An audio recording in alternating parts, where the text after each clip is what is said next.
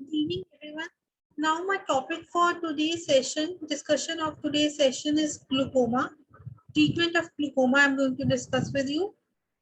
Now, what is glaucoma? Basically, glaucoma is characterized by intraocular pressure, and there is a intraocular pressure that increases from 21 millimeter of mercury. Normal is 10 to 25 millimeter of mercury, and it increases from 21 millimeter of mercury, and it leads to degeneration of the retinal ganglion cells, and there is optic nerve damage, and then progressive visual loss takes place. Early detection and treatment can slow or even halt the progression of the disease. And despite often progresses glaucoma despite lowering of intraocular pressure to acceptable or normal levels. These are the risk factors. Elevated intraocular pressure is the most important factor for the glaucoma. Family history of glaucoma, polygenic for primary open angle glaucoma, advanced stage higher in elderly, it is found higher in elderly. Sex, females are at greater risk in the ratio of female to male is 4:1. Diabetes, microangiopathy can lead to glaucoma. Migraine, the patient with migraine, they're high risk of developing glaucoma. Systemic hypertension, because systemic hypertension can lead to raised intraocular pressure with raised BP. The other risk factors for development of glaucoma. Now, types of glaucoma, these are primary open angle glaucoma, or they can be most common. It is ocular angle, it remains white. Trabecal meshwork, it loses patency due to degeneration and reduced aqueous outflow leading to rise in intraocular pressure. Drug therapy is the mainstay of treatment.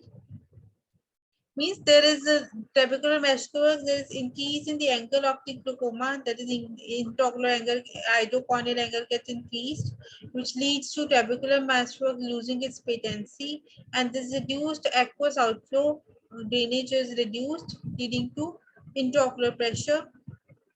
Primary angle glaucoma is due to narrow angle or acute congestive. It is present in 50% of the cases in India, and this is the iris. It bulges out. It pushes forward, and there is a pressure from the posterior chamber to the anterior chamber, which leads to blockage of the iridocorneal angle, and then the aqueous humor from posterior chamber to anterior chamber does not flow outside. Drainage does not take place to the canal of stem and trabecular meshwork to the iridocorneal angle, and there will be bulge in the iris, which will further increase and it will lead to further blockage of the iridocorneal angle. Manifested as is painful eye, it is emergency condition and it may have headache, sweating, nausea, vomiting. This is the angle closure glaucoma. Secondary open angle or angle closure glaucoma is the substances like pigmentary substances that are blocking the anterior chamber angle or alternation in the structure and function of trabecular meshwork due to trauma, inflammatory or ischemia. Because of reduced oxygen supply or any trauma or inflammation, the structure and function of trabecular meshwork it gets altered. Pharmacotherapy is basically it is based on the control of the intraocular pressure. This is basically due to production of the more intraocular pressure in the aqueous humor or due to reduced drainage. These are two basically the key points of the development of glaucoma: increased secretion or production of aqueous humor or reduced drainage, trabecular drainage or neovascular drainage is reduced in the glaucoma, and we have to focus on reducing the intraocular pressure.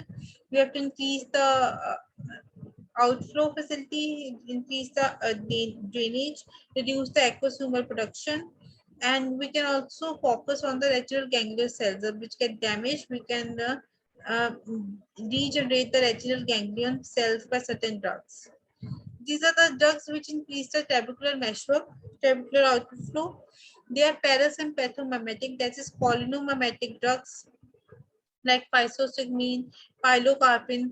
These act on the M3 receptors of the present on the ciliary muscle, and which will lead to contraction of the ciliary muscle, constriction of pupil, leading to increase in the angle, iridocorneal angle, that will lead to increased trabecular outflow. And alpha adrenergic receptors, they are alpha 1 and alpha 2. Alpha 1 they cause vasoconstriction, and they can lead to reduced alpha 1 agonist. They cause the vasoconstriction, alpha 1 receptor agonist, so that will lead to reduced blood supply to the ciliary body, and thus reduce aqueous humor production, and there is a meshwork also, trabecular outflow also gets reduced. And uvascular outflow is by the increase in the uvascular outflow is by the prostaglandin analogs like latanoprost, bimatoprost, travoprost, and the secretion is by the carbonic anhydrase inhibitors like acetazolamide, brinzolamide, dorzolamide. They reduce the secretion of bicarbonate, and thus which are responsible for production of aqueous humor. So aqueous humor production is reduced. Alpha agonistic drugs acting as the vasoconstrictor, alpha 1 and alpha 2 postsynaptic receptors act on the alpha 2 postsynaptic receptors, leading to vasoconstriction. The secretion gets reduced. Beta blockers, they act on the beta 1 and beta 2 receptors. Acting on beta 2 receptors, they will block the vasodilatation of the ciliary body. So blood vessels are not dilated properly, reduce blood to the ciliary body, thus reduce aqueous humor secretion. Hyperosmotic agents like mannitol, glycerol, these are used as the development of osmosis in the uh, anterior chamber or in the posterior chamber, which will lead to uh, increased drainage of the aqueous humor. So pharmacotherapy, basically the glaucoma agents, they are act by aqueous humor dynamics to reduce the intraocular pressure. Miotics, as in the open angle glaucoma, they will cause contraction of ciliary muscle pulse on scleral spur, and they will improve the trabecular patency. Miotics like pilocarpine, pyzostigmine in the angle closure glaucoma causes the contraction of sphincter pupillae, that is contraction of iris will be there. Sphincter pupillae will be contracted, removing the pupillary block and reverses the obliteration of the iridocorneal angle. Beta blockers and carbonic anhydrase inhibitors, they reduce the aqueous humor secretion in the ciliary body, and prostaglandins, they increase the uvascular outflow by altering permeability.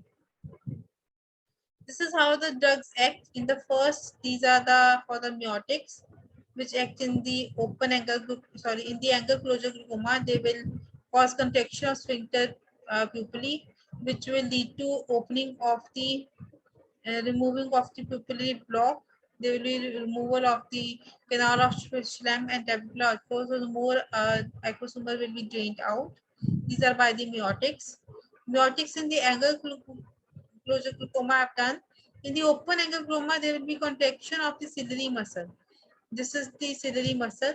This will be contracted, pulling the scleral spur and thus increasing the drainage, improves the trabecular patency, and it will increase the drainage.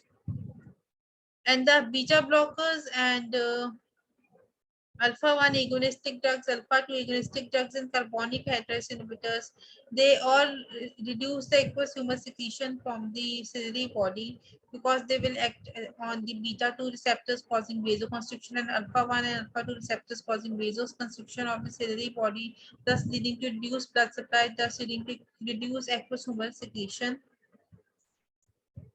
And adrenaline beta 2 action, prostaglandins and the adrenaline, that is alpha agonistic, they will increase the uvascular outflow, and the adrenaline, which is beta 2 action, it will increase the aqueous conductivity of trabecular firing cells. Trabecular meshwork will be, trabecular outflow will be increased by the adrenaline, which is beta 2 agonistic action. They cause the aqueous conductivity by trabecular filtering cells. Now, pilocarpine, which is the cholinergic agent, it is the muscarinic alkaloid, means it is M3 receptor agonist. It will stimulate the M3 receptors in the ciliary muscle, and thus it will lead to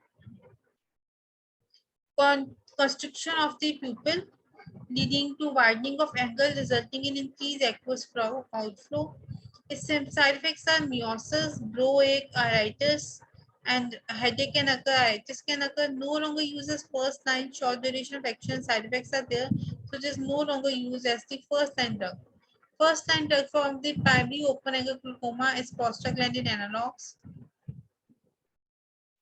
The primary open angle glaucoma, there will be contraction of ciliary muscle, pulls the sclerus pulse, and it will improve the trabecular patency. This is the mechanism of action of the pilocarpine in primary open angle glaucoma. In primary angle closure glaucoma, pilocarpine will cause constriction of sphincter pupilla, reverses the obliterated radioconial angle, and it will increase the trabecular flow. The delivery systems of pilocarpine, it can be delivered through pilocarpine gel. Once daily application lowers intraocular pressure for 24 hours.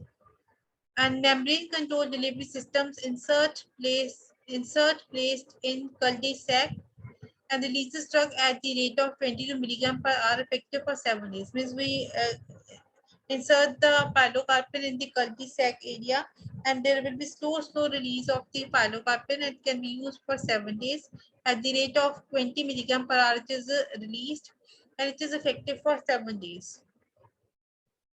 The next is adrenergic agonist. They stimulate alpha-1 receptor on trabecular meshwork, which will lead to increased aqueous outflow, leading to decreased intraocular pressure, and they stimulate alpha-2 receptors on the postsynaptic alpha-2 receptors on the ciliary body, which will lead to decrease in the vasoconstriction of the ciliary body of the blood vessels, leading to reduced blood supply, leading to decreased aqueous humor production, leading to decreased intraocular pressure.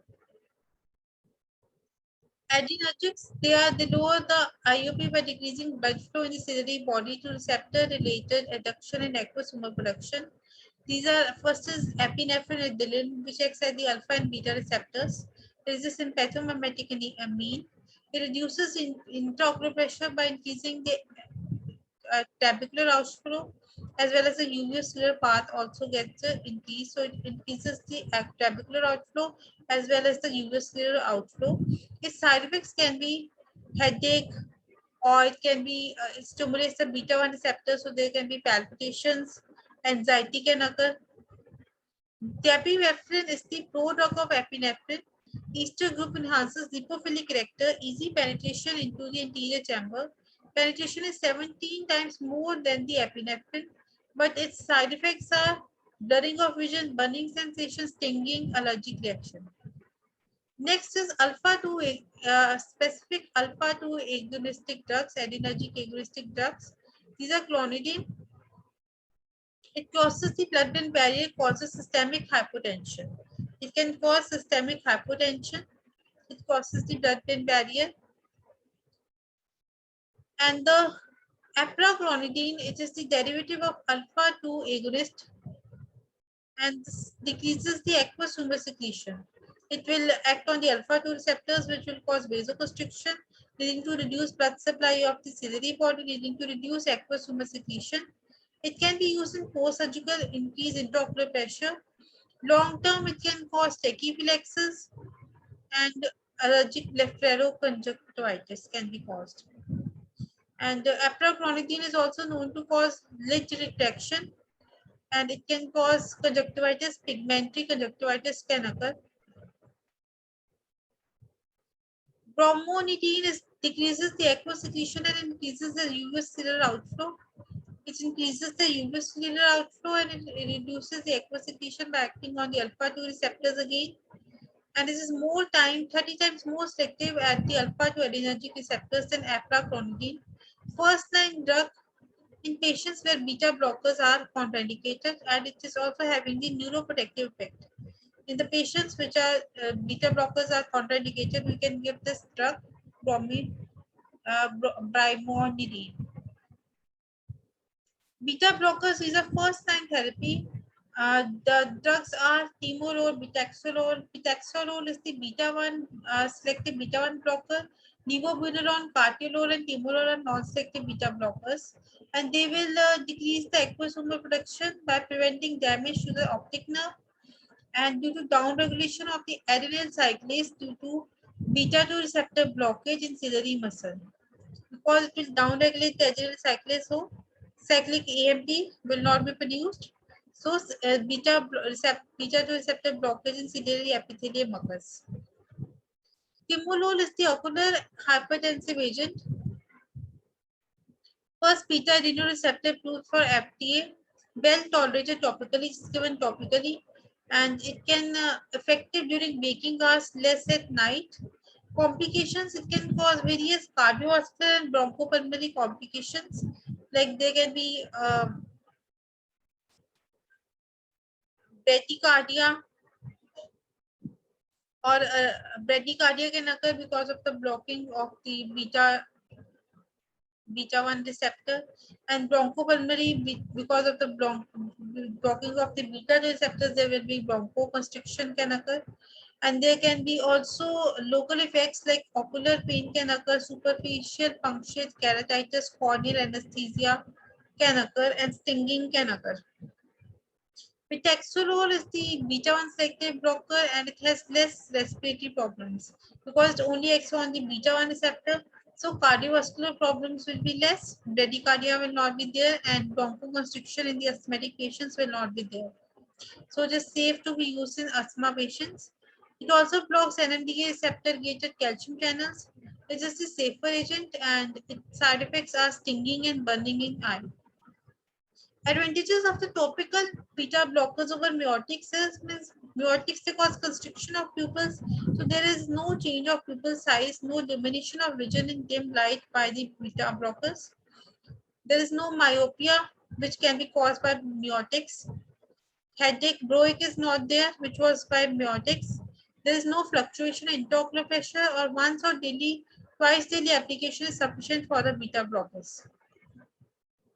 Now, carbonic anhydrase inhibitors, these act on the ciliary epithelium.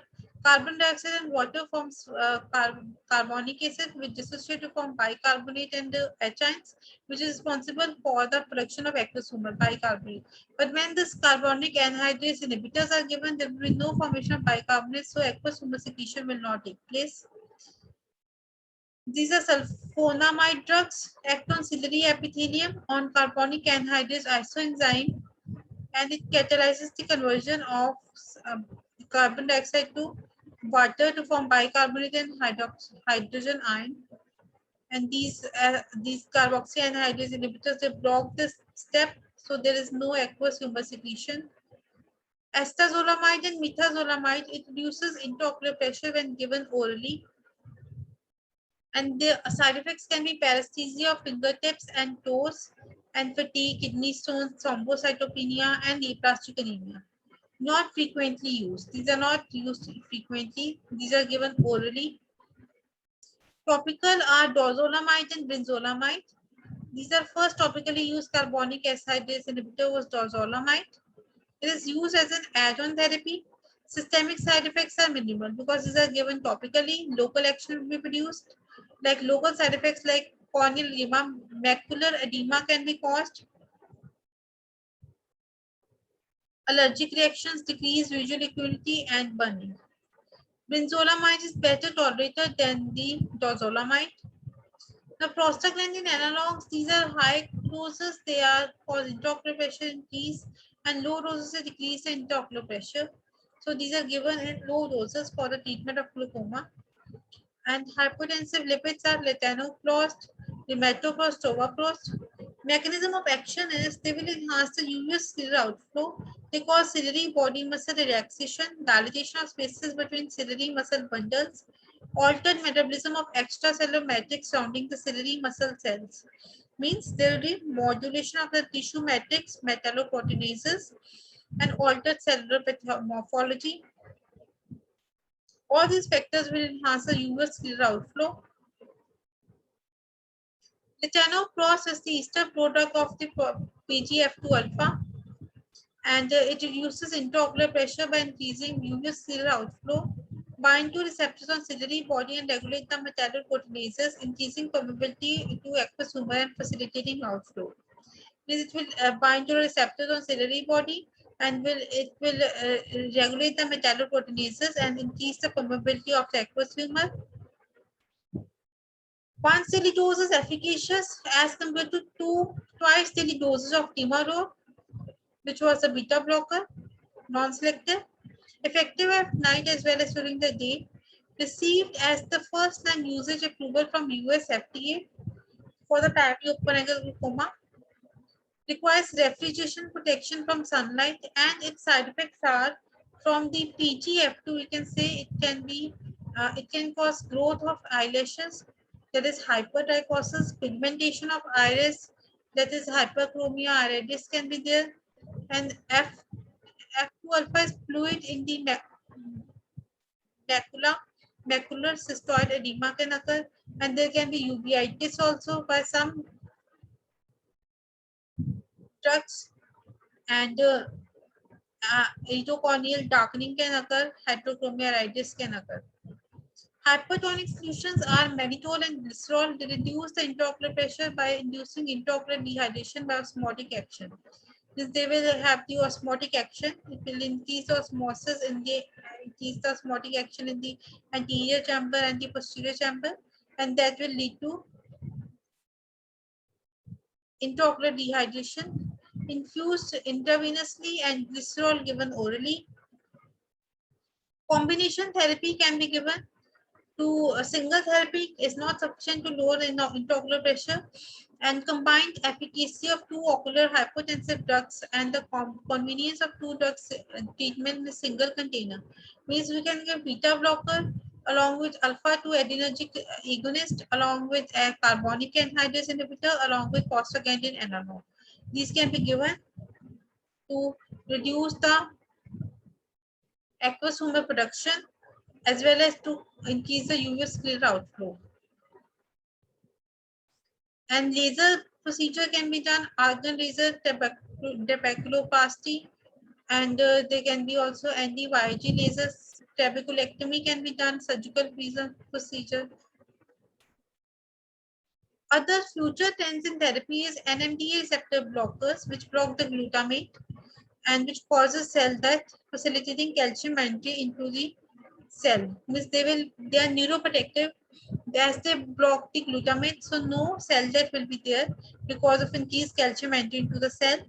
Memantine is a drug. Alipodil is another drug which is NMDA receptor antagonist. It will protect retinal ganglion cells from glutamate mediated cytotoxicity again.